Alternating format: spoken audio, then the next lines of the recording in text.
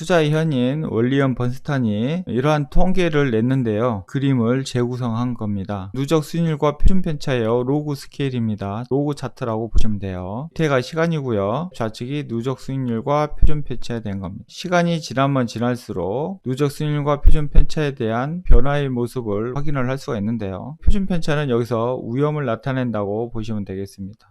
누적 수익률은 바로 보상입니다. 시간이 흐르면 흐를수록 처음에는 표준 편차가 약간 높았지만 시간이 흐르면서 자꾸 위험도가 높아지고 있다.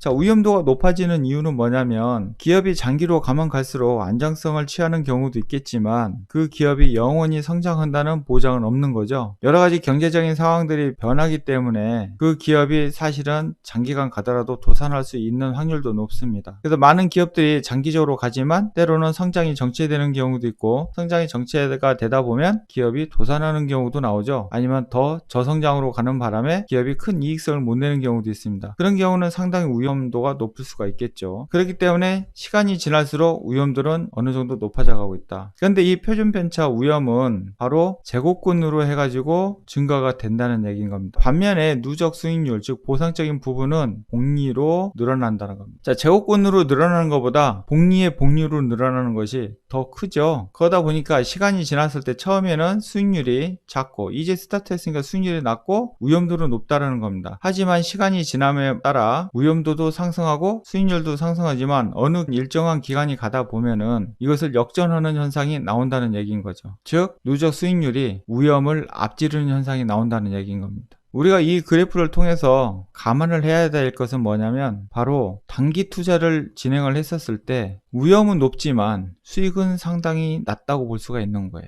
그래서 통계적으로 단기 투자를 한 사람들은 시장에서 살아남기가 힘들다는 거야. 또한 손실률이 상당히 높다라는 겁니다. 더군다나 단기 투자하는 사람은 손절을 하잖아요. 손절을 하다 보면은 원금 손실이 발생이 되다 보니까 그것을 회복하기 위해서 더 단기적인 매매를 진행할 수밖에 없다. 그러다 보면은 수익률은 자꾸 작은데 가면 갈수록 위험도는 또 높아지겠죠. 왜냐하면 손실률이 더 커지기 때문에 그것을 회복하기 위해서 더 위험을 감안하면서 투자를 하게 된다는 겁니다. 결국은 단기 투자 입장에서는 시간이 흘렀었을 때 큰 수익을 내기가 상당히 힘들다고 우리가 볼 수가 있겠죠. 반면에 장기 투자 입장에서 우리가 생각을 해보자는 거죠. 처음에는 수익이 발생되지 않고 위험도가 높지만 장기적인 안목을 보고 여러 가지 시장의 어떤 등락이라든가 여러 가지 경제적인 여건에 상관없이 꾸준한 시간을 투자를 했었을 때 위험도도 상승을 하지만 거기에 따른 누적 수익률도 같이 상승하면서 어느 일정한 기간에 분기점이 발생이 됐었을 때 전 현상이 벌어진다는 거죠. 즉 위험은 늘어나고는 있지만 복리로 늘어나는 이 누적 수익률을 앞지르지는 못한다는 겁니다. 결국은 장기적으로 크게 갔었을 때 오히려 위험보다 수익이 날 확률이 상당히 높다고 볼 수가 있겠죠. 그렇다면 우리가 이 그래프를 통해서 인지해야 될 것은 단기를 멀리하고 최소 안 되더라도 중기 이상은 바라봐야 되겠다. 중기 투자는 최소 1년서부터 5년 정도, 짧게는 3년 정도 된다. 장기 투자는 짧게는 3년, 길게는 5년 이상이 장기 투자라고 볼 수 있겠죠.